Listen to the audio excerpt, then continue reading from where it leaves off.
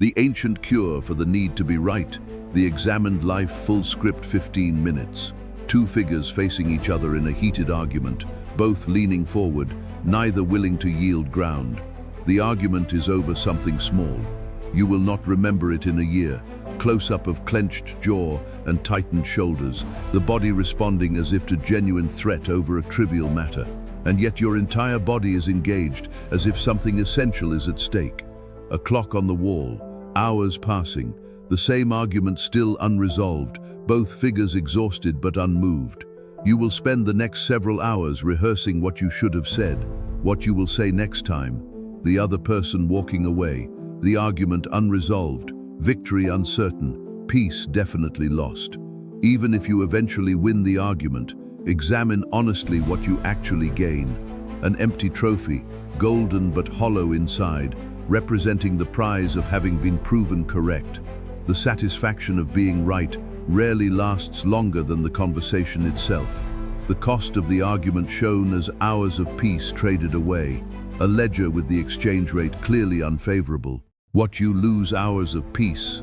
Sometimes a relationship's warmth frequently outlasts whatever you won. Ancient Stoic philosopher, observing this exact human pattern with clinical, unsurprised understanding. The Stoics observed this pattern in their own era, with the same clarity available to anyone willing to look honestly. Epictetus' stone bust, calm expression, having apparently solved a problem that still consumes most people entirely, and they diagnosed something specific about the need to be right, what causes it, and what actually dissolves it. A key turning in an ancient lock, the mechanism of compulsive argument finally being understood and opened. This is not a lesson about losing arguments gracefully, the need to win itself shown dissolving, not suppressed, but genuinely no longer present, a different kind of freedom. It is about why the need to win was never actually about the argument at all. A fortress wall being defended fiercely, but the camera pulls back to reveal the fortress contains nothing of value. The Stoics believed every compulsive defense protects something, and it is rarely the thing being argued about. Two layers revealed beneath an argument: the surface topic, and beneath it, something more fragile and personal. Beneath the surface disagreement lies something the arguing mind is actually trying to protect. Marcus Aurelius' words: "Waste no more time arguing about what a good man should be. Be one." Marcus Aurelius wrote, "Waste no more time arguing about what a good man should be. Be one." Scene 14. The word arguing shown crumbling, replaced by the word being the entire shift this teaching points toward. This sentence contains an entire diagnosis. Arguing about virtue is a substitute for actually possessing it, a figure defending their opinion as if defending their own worth. The two things tangled together inseparably. When you defend your opinion as if defending yourself, you have made a specific and costly error. The opinion separated cleanly from the self, shown as two distinct objects, no longer fused into one. You have fused your identity to a position, and any challenge to the position now registers as a challenge to your worth. Epictetus' diagnosis: men are disturbed not by things, but by their opinions about things. Epictetus identified this exact fusion as the root of nearly all unnecessary suffering. A disagreement about facts versus a disagreement about identity, two entirely different categories, often confused. A disagreement about facts is resolvable through evidence. A disagreement that has become about identity is not resolvable at all, because no evidence can satisfy it. The argument continuing long after any factual matter could possibly remain unsettled, revealing its true nature. This is why some arguments continue long after every relevant fact has already been exchanged. The actual subject of the argument shown to be invisible, not the topic discussed, but the self being protected. The topic was never actually the subject, the self was. And the self does not yield to facts. A figure's sense of self visualized as a structure built partly from opinions held and defended over many years. The Stoics understood that for most people, identity is partly constructed from positions held. One brick in this structure being challenged, the entire structure trembling as if a single brick threatens collapse. This is why losing an argument can feel disproportionately threatening, as if a single brick threatens the entire structure. Seneca's observation: "We are more frightened than hurt, and we suffer more in imagination than in reality." Seneca wrote, "We suffer more in imagination than in reality." The imagined collapse of the entire structure contrasted with what would actually happen: almost nothing.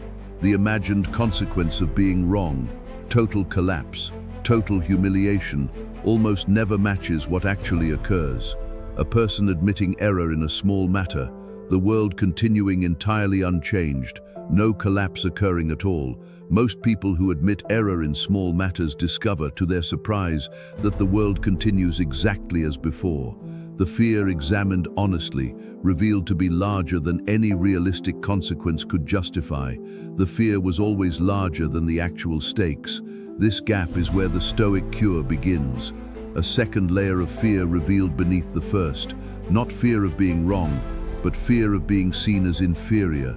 Beneath the fear of being wrong often lies a deeper fear, the fear of being perceived as less capable, less intelligent, less worthy of respect. Marcus Aurelius' words: "It never ceases to astonish me. We love ourselves more than other people, but care more." Marcus Aurelius observed this paradox directly. We love ourselves more than other people, but care more about their opinion than our own.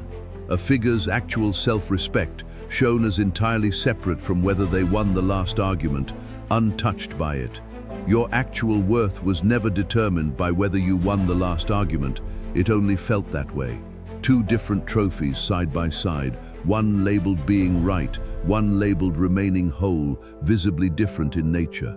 The Stoics redefined what victory and disagreement actually meant. Epictetus' words: "It is the part of an uninstructed person to blame others, the instructed person blames himself. It is the act of an ill-instructed man to blame others for his own bad condition."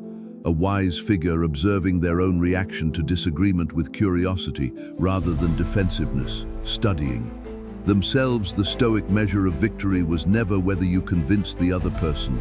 The same figure leaving an unresolved disagreement completely calm, the absence of internal disturbance. The actual prize it was whether you left the encounter with your own internal peace intact, regardless of the outcome.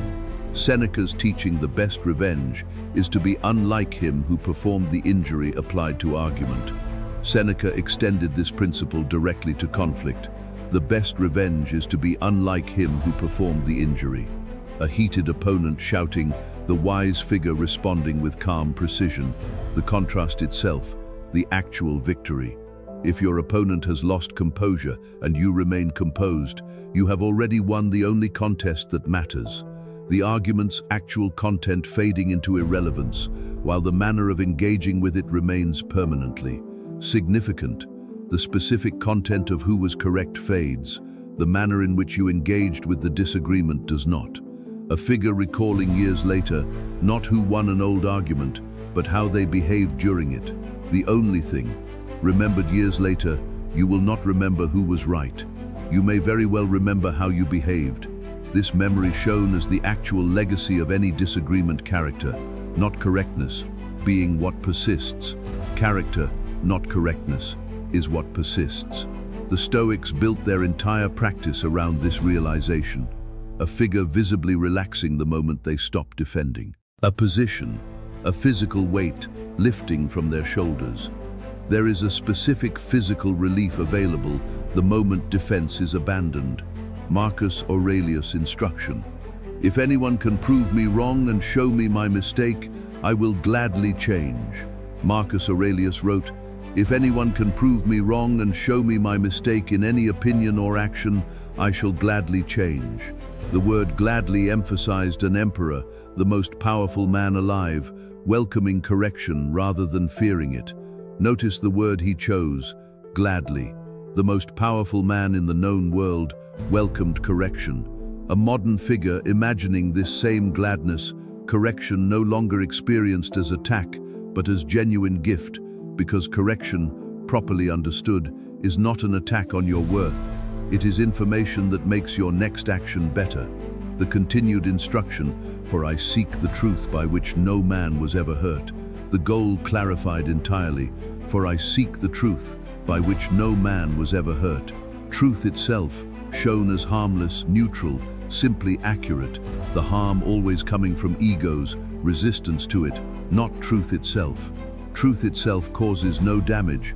The damage comes entirely from the ego's resistance to receiving it. A figure who has practiced this for years, now visibly lighter, freer, no longer carrying the weight of constant defense. A person who has genuinely internalized this carries a specific lightness that is immediately recognizable. This lightness contrasted against the exhausted, vigilant posture of someone still defending every position constantly. They are not exhausted by every disagreement because every disagreement no longer threatens their fundamental sense of self.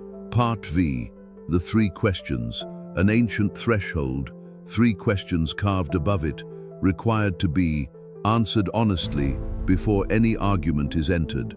The Stoics developed specific questions to ask before engaging in any disagreement. The first question illuminated, will this matter in a year? The scale of time applied to the present heat. The first, will this matter in a year? A trivial disagreement shown shrinking dramatically when viewed across the scale of a full year's perspective.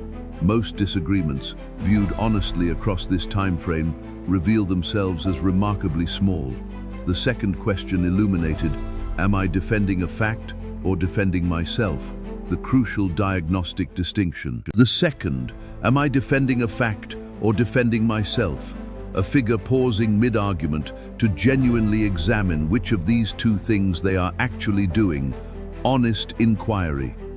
This question alone, asked honestly mid-conflict, frequently dissolves much of the urgency to win. The third question illuminated, what do I actually lose by being wrong here? The imagined cost finally specified. The third, what do I actually lose by being wrong here? The imagined catastrophic loss compared against the actual, usually minimal real-world consequence of conceding. Almost always, the answer is far smaller than the felt urgency suggested. These three questions practiced repeatedly until they begin arising automatically before the old reflexive defense. Practiced repeatedly, these questions begin to arise automatically, arriving before the old reflexive defense can take hold. A figure successfully pausing before an old reflexive argument, the new questioning habit now faster than the old. Reflex. This is the actual mechanism of change, not willpower in the moment of conflict. A faster, earlier habit replacing a slower, older one. A figure being genuinely wronged, standing firm, clearly distinguishing this from petty disagreement over small matters. This teaching does not mean tolerating genuine injustice or remaining silent about real harm. Epictetus clarification. Do not seek to have events happen as you wish, but wish them to happen as they do. The Stoics distinguished sharply between petty ego defense and legitimate moral conviction. Marcus Aurelius governing firmly, making difficult decisions with full confidence, yet remaining genuinely open to correction. Marcus Aurelius governed an empire with firm decisions. He was not passive, he was not indecisive. The difference shone clearly. Firm conviction, rooted in examined values, versus rigid defense, rooted in fragile identity. The difference is the root. Conviction rooted in examined values can remain firm without becoming fragile. A figure standing firmly on a matter of real principle while simultaneously releasing trivial disputes with ease. You can hold genuine principles firmly while releasing trivial disputes easily. These are not contradictory skills. The distinguishing question returning, is this principle or is this ego? The line drawn freshly each time it matters. The question, is this principle or is this ego, must be asked freshly each time, because the answer is not always the same. A long-term relationship shown weathering thousands of small disagreements, surviving specifically because not everyone became a battle, the cumulative cost of